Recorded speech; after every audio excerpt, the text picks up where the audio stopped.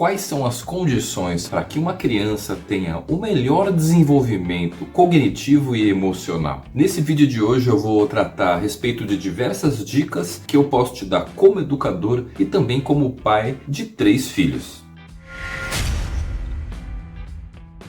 E para começar, nem precisaria ser dito que para uma criança se desenvolver bem na sua mente, no seu corpo, ela precisa ter uma boa alimentação e um bom horário de descanso. E também não precisaria ser dito que para uma criança conseguir descansar bem, ela precisa ter uma rotina de atividades físicas para ficar cansada e poder dormir bem. Agora, um assunto que é muito importante e que é relatado em qualquer tipo de literatura de desenvolvimento infantil. Para que uma criança se desenvolva bem, ela precisa ter uma boa segurança emocional. Isso quer dizer que a criança não deve ficar vulnerável a, por exemplo, ficar com medo de ser sequestrada, medo de cair em um buraco ou medo do que vai acontecer com os pais. Ela não pode ficar pressionada por situações que vão causar um estresse demasiado sobre ela. Mas isso nem serve somente para as crianças, cabe também para os adolescentes e também para que uma própria pessoa adulta consiga viver de maneira adequada. Uma outra dica importante é que muitos pais imaginam que para que uma criança consiga ter esse tipo de segurança, então toda a agenda da criança precisa ser completamente estruturada,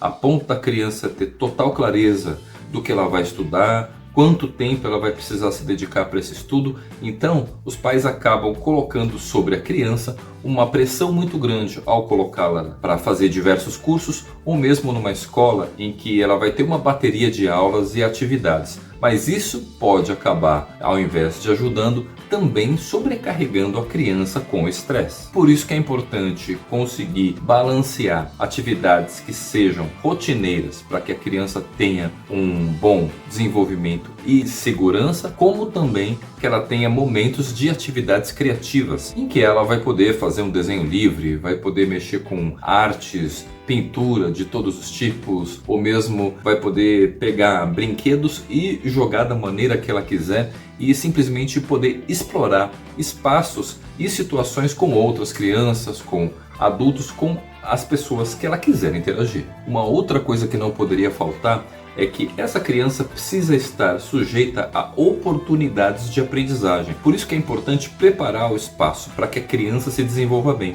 Então, por exemplo, quando eu tive os meus filhos, a minha casa precisou sofrer uma grande mudança, porque a minha sala continha coisas de vidro e coisas pequenas que as crianças poderiam engolir, então a gente teve que fazer uma adaptação. E no final das contas, não sei se você já passou por isso, a minha sala de estar acabou se tornando uma brinquedoteca. E mais do que brinquedos para propiciar um entretenimento para as crianças, como por exemplo colocá-las para ficarem sujeitas a um monte de jogos digitais, é muito mais interessante trabalhar com jogos que sejam educativos ou brinquedos que vão ajudar a criança a ter um desenvolvimento, por exemplo, com relação à linguagem. Ela vai aprender a identificar letras, vai aprender a operacionar números, vai conseguir de alguma maneira desenvolver habilidade motora para conseguir, por exemplo, desenvolver uma escrita mais fina, tanto para poder desenhar quanto pintar dentro das linhas. E se você tem interesse em saber mais a respeito dessa aprendizagem livre, uma sugestão que eu te dou é estudar a respeito do método Montessori, que veio da pedagoga e médica Maria Montessori. E para contrabalancear toda essa possibilidade de um aprendizado individual, ou ainda mais do que isso, individualizado, quer dizer, direcionado para as necessidades daquela criança, é muito importante que ela tenha liberdade de se expressar também com outras pessoas e de ter interações co-criativas, quer dizer, as crianças podem se reunir em grupos ou mesmo com pessoas mais velhas para poderem criar alguma coisa juntos, para poder fazer alguma coisa que, por exemplo, vai fazer uma mudança estética dentro da casa,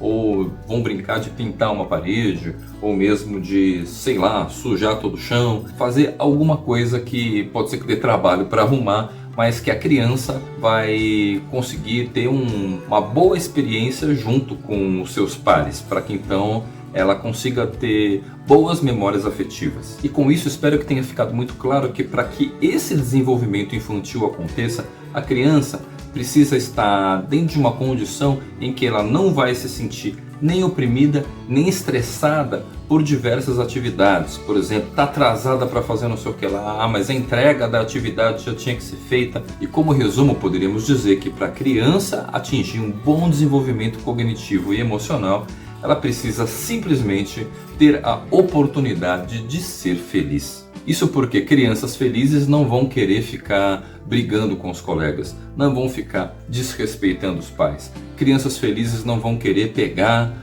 uma coisa que pertence a outra pessoa. Crianças felizes não vão ficar preocupadas em criar situações para perturbar a ordem, mas sim vão aproveitar tudo que elas têm ao seu redor para poder aprender e inclusive mostrar para outras pessoas aquilo que elas estão aprendendo. Então, isso tudo tende a ser um ambiente colaborativo.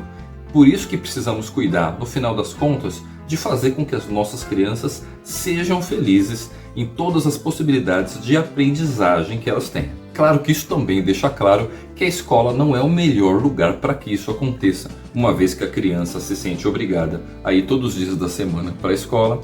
A criança precisa sempre se encontrar com as mesmas pessoas, mesmo que sejam aquelas que ela não está afim de encontrar. Ela vai ter pesos de responsabilidades, de entregas de atividades, crianças comparando com ela a respeito de qual nota ela tirou, a criança acabou ganhando ou deixando de ganhar. Então essas situações todas de estresse, inclusive de crianças que podem ser da própria escola, que estão com depressão ou precisam extravasar de alguma maneira porque sofrem muita opressão dentro de casa ou até mesmo violência doméstica, e por causa dessas crianças a gente percebe que os nossos filhos estão sujeitos a serem agredidos também dentro da sala de aula, porque a criança que a gente nem conhece e às vezes muita gente taxa como se fosse um demônio, na verdade ela é uma vítima de alguma coisa que ela vê dentro de casa, que é aquela velha história de que todo oprimido também se torna um opressor. E nesse caso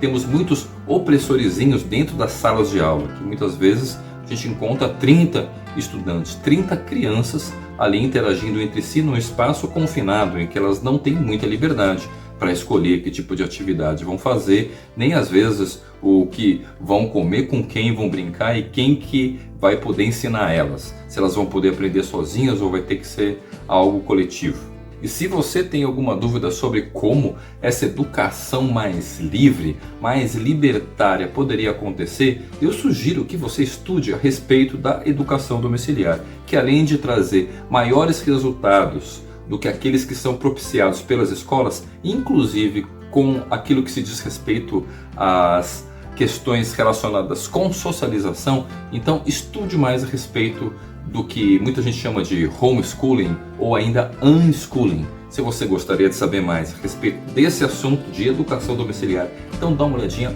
nesse vídeo que eu já gravei para você e a gente se vê então nos próximos conteúdos. Falou!